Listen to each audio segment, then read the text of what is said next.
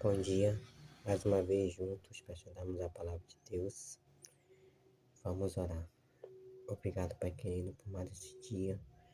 E obrigado, Pai, pela tua palavra. Que teu Santo Espírito nos ilumine neste momento, Pai. Em nome de Jesus. Amém. O texto de hoje é Marcos, capítulo 9, versículo 1 até o 8. Dizia-lhes ainda: em verdade vos afirmo que dos que aqui se encontram, alguns há que de maneira nenhuma passarão pela morte, até que vejam ter chegado com poder o reino de Deus. 6 dias depois, tomou Jesus consigo a Pedro, Tiago e João, e levou-os sós à parte a um alto monte. Foi transfigurado diante deles. As suas vestes tornaram-se resplandecentes e sobremodo brancas, como nenhum lavandeiro na terra os poderia alvejar. Apareceu-lhes Elias com Moisés e estavam falando com Jesus. Então Pedro, tomando a palavra, disse: Mestre, bom é estarmos aqui e que façamos 3 tendas. Uma será tua, outra para Moisés e outra para Elias. Pois não sabia o que dizer, pois estavam eles aterrados. A seguir veio uma nuvem que os envolveu, e dela uma voz dizia: Este é meu filho amado, a ele ouvi. E de relance, olhando ao redor, a ninguém mais viram com ele, senão Jesus. Então é uma passagem um pouco enigmática, né? Já começa com o versículo 1, né? Falando sobre essas pessoas que viriam o reino de Deus, a chegada, né? Do reino de Deus com poder, né? Sem passar pela morte, né? Sabemos que isso não foi a vinda literal de Jesus, né? Alguns interpretam como a descida do Espírito Santo, né, no Pentecostes. E existem outras interpretações. Mas é interessante que nos evangelhos sinóticos, né, Mateus e Lucas também, sempre essa profecia que Jesus fez vem sempre antes do relato que a gente fez, que a gente acabou de ler, né, da transfiguração. Então é como se fosse uma sugestão no próprio texto do significado das palavras de Jesus. Sabemos que na volta de Jesus haverá 2 classes de pessoas: aqueles que vão subir para o céu sem nunca ter passado pela morte, como por exemplo aconteceu com Elias, né, que foi transladado, né, como diz lá no Antigo Testamento, ele foi transladado ao céu sem ter passado pela morte. E haverá uma outra classe, que serão aqueles que serão ressuscitados, né, irão para o céu depois de terem sido ressuscitados. Então é muito interessante isso, né? Porque sabemos que Elias, que estava ali naquela visão, né, naquele momento, ele foi para o céu sem passar pela morte. E Moisés acreditava-se que ele também estaria no céu, que teria sido ressuscitado, né? Não literalmente é uma ressurreição, mas de alguma forma ali, né, existia até um livro apócrifo, né, a qual eles atribuem, né, essa menção de que Moisés estaria no céu, né. E é interessante, né, mas existem outras questões ainda sobre Moisés e Elias, que talvez sejam mais importantes, né, ou não diria mais importante, mas é algo para nós meditarmos. São 2 questões, né. Moisés representando as pessoas que iriam ressuscitar antes de ir para o céu, e Elias representando as pessoas que iriam para o céu sem ter passado pela morte, né?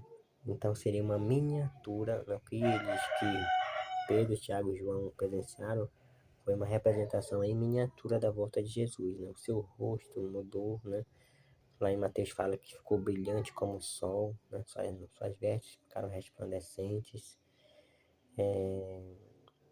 Veio a nuvem, né? Também Jesus fala que ele ia em nuvem, né? Então, tudo isso aí pode ser o significado que Jesus falou, né? Que eles viriam ter chegado com poder o reino de Deus. Então, seria algo simbólico, né? Mas, além disso, né? Fala o conteúdo em Lucas, né? Quando Lucas relata, fala o conteúdo dessa conversa que eles tiveram, que foi sobre a sua partida, que se daria nos próximos dias, né? Então, que partida seria essa? A própria morte de Jesus, né?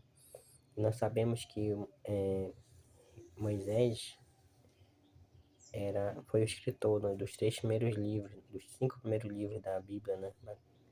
Gênesis a Deuteronômio, né? E os escritos deles eram tidos como leis, né? E sabemos que Elias era um profeta. Então, ali, esses 2 homens, muito notórios no Antigo Testamento, estavam ali também representando a lei e os profetas, que Jesus sempre se referia. E Jesus mesmo disse em Mateus 5, né, que ele não vinha revogar a lei e os profetas, e sim cumprir. Então, quer dizer que a morte de Jesus, sobre a qual eles estavam conversando, seria o cumprimento do que eles haviam profetizado no Antigo Testamento, né? Tanto Moisés, na lei, quanto Elias representando todos os profetas, né?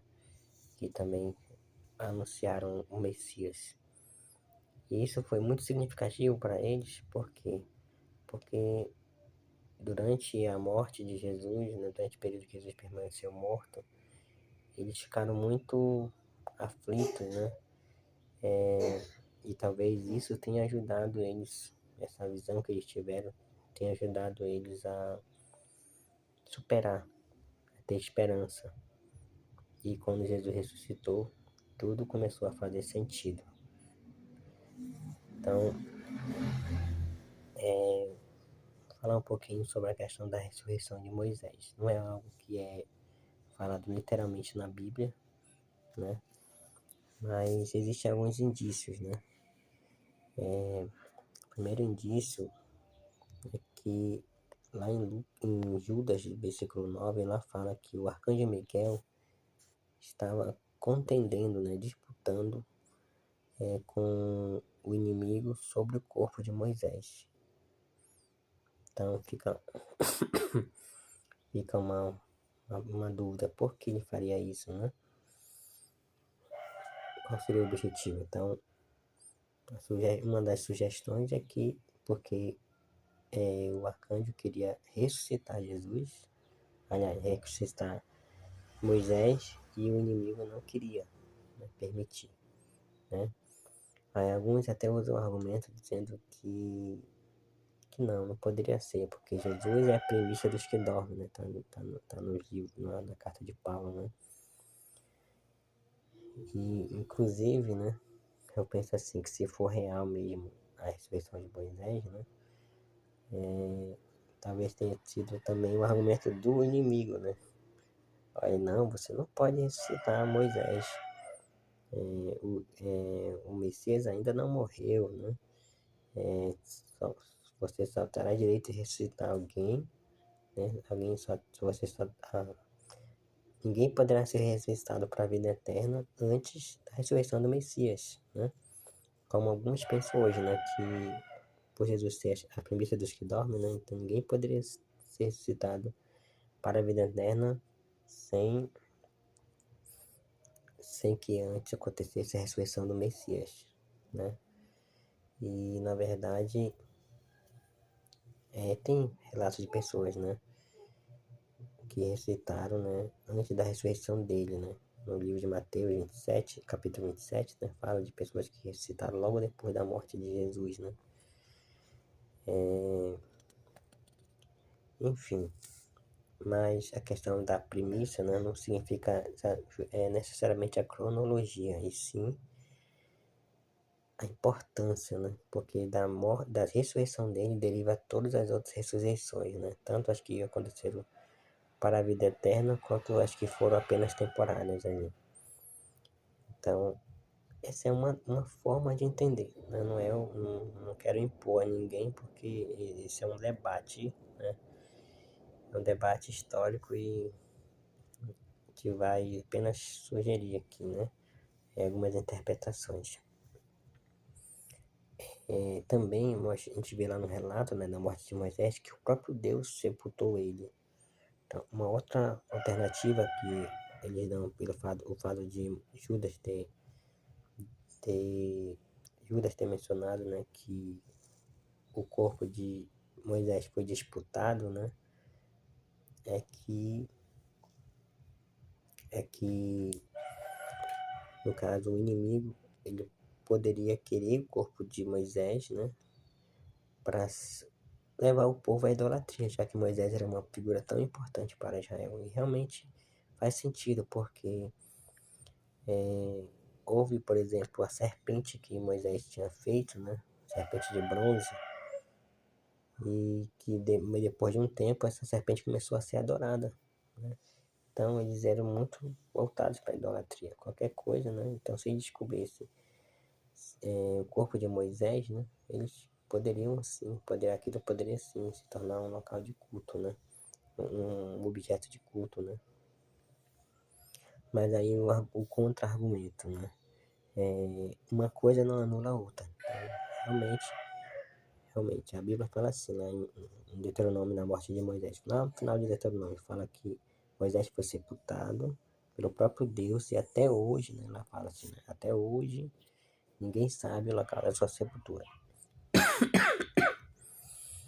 Então, realmente, mesmo que Moisés tivesse sido ressuscitado, levado para o céu, mas o próprio local da sepultura ficou, deveria ficar oculto, né? Justamente para que o povo não fosse levado à idolatria, né? Que o próprio local já seria um objeto de culto, né? E se o corpo ficasse realmente também, né? Mas o contra-argumento é que uma coisa não anula a outra, né? Então, a disputa pode ter sido por causa disso também, né? E também por causa da ressurreição, né?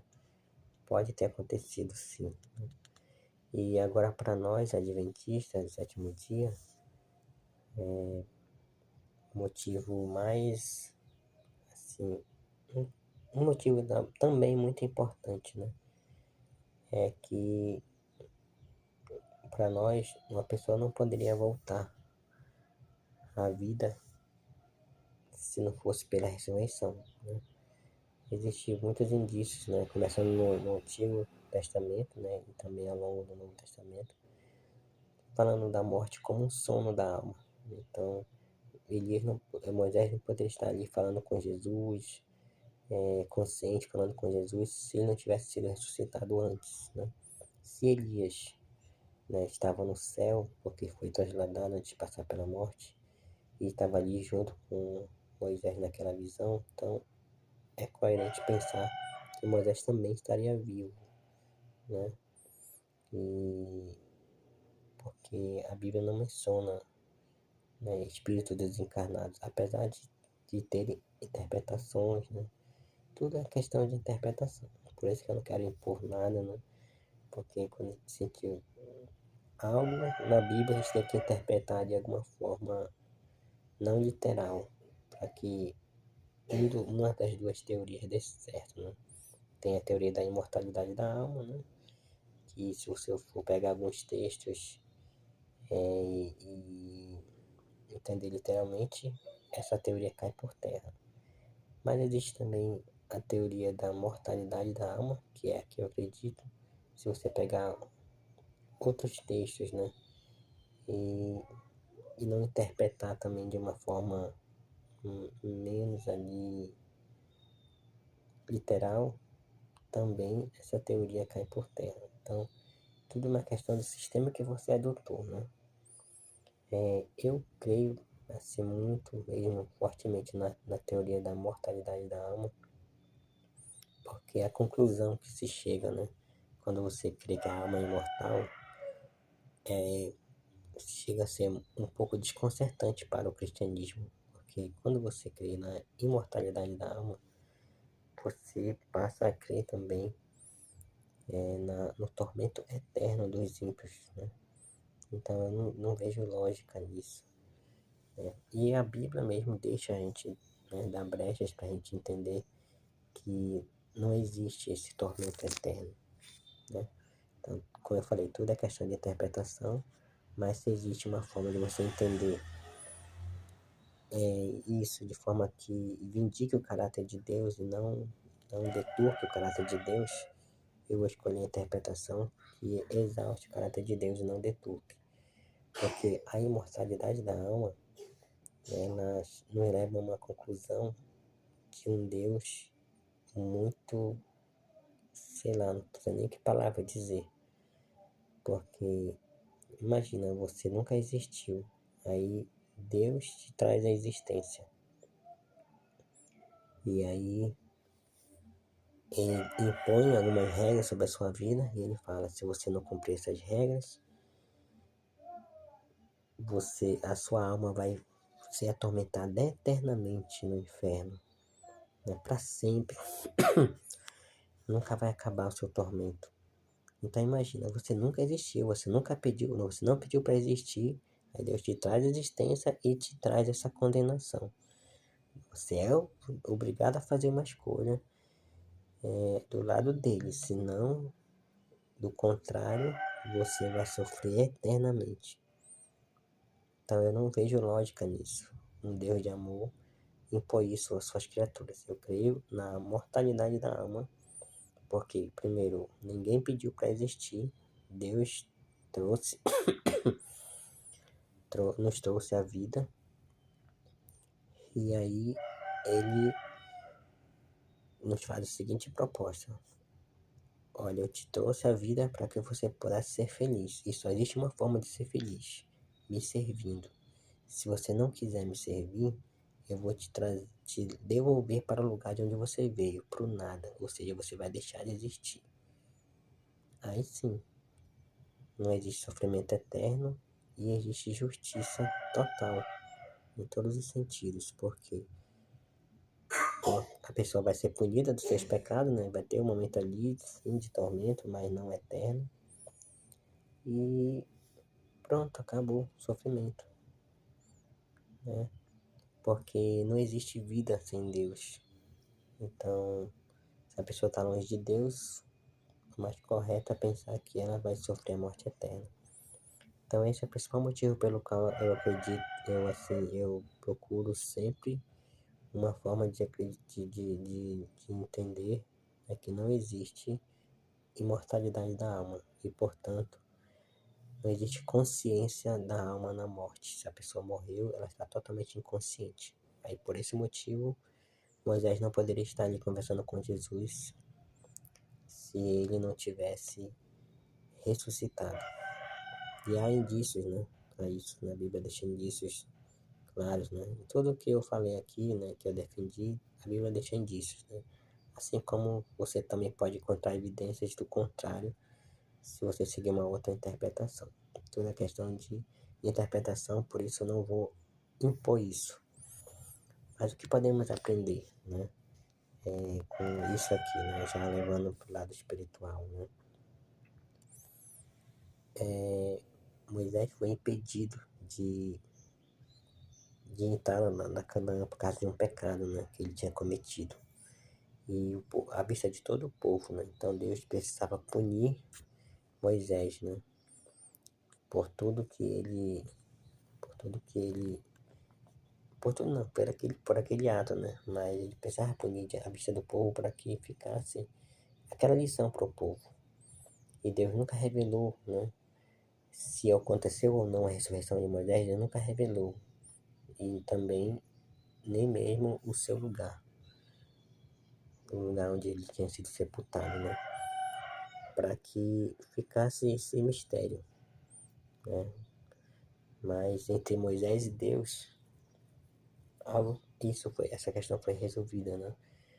Então, se tem acontecido ou não a ressurreição de Moisés, o fato é que Moisés foi para o céu, né? Aqueles que acreditam na imortalidade da alma não tem problema nenhum. Moisés ter subido para o céu, né, em espírito, né? E estava no céu. Então, Deus de qualquer forma deu para Moisés um lugar melhor do que o que ele sonhava. Ele sonhava com a Canaã terrestre e Deus deu a Canaã celestial. E naquele dia, na transfiguração, Deus realizou o sonho de Moisés, que era atravessar o Jordão, que era ver a terra, pisar na terra prometida. Agora Moisés estava ali, no monte, do outro lado do Jordão, falando com o próprio Messias, né? Então Deus honrou o seu servo, né? Um pecado manchou a sua história e por causa disso ele não foi permitido ele entrar na terra prometida naquele dia, né? Naqueles tempos, né? Mas Deus não esqueceu, né, de toda a jornada, toda a labuta dele e honrou, levando ele para o céu e também dando o privilégio de conversar com o Messias nesse momento da transfiguração. Então mostra que a graça de Deus sempre é superior, né? Mesmo com nossas imperfeições, mesmo Deus permitindo as consequências acontecerem, mas Ele sempre vai ser gracioso conosco, vai nos tratar com graça, com misericórdia e nos dar muito mais do que nós sonhamos e muito mais do que nós merecemos. Então, nós possamos meditar mais e aprender mais, e esse foi o texto de hoje. Vamos orar. Obrigado, Senhor, por esse privilégio que o Senhor nos dá, Senhor, de aprender mais de Ti. Nos ajuda a ter fé, nos ajuda a ter perseverança e aprender mais sobre o Teu caráter, sobre o Teu amor, a Tua graça, que sempre supera, Senhor, a nossa pecaminosidade. Perdoa nossos pecados, nos ajuda a nos aproximar mais de Ti, a cada vez cometer menos pecados e nos ajuda a entender quando o Senhor for severo conosco e nos ajuda, acima de tudo, a nos encorajar diante da Tua graça e do Teu amor tão grande por nós. Dá-nos um bom dia, fica conosco, é o que pedimos e agradecemos em nome de Jesus. Amém.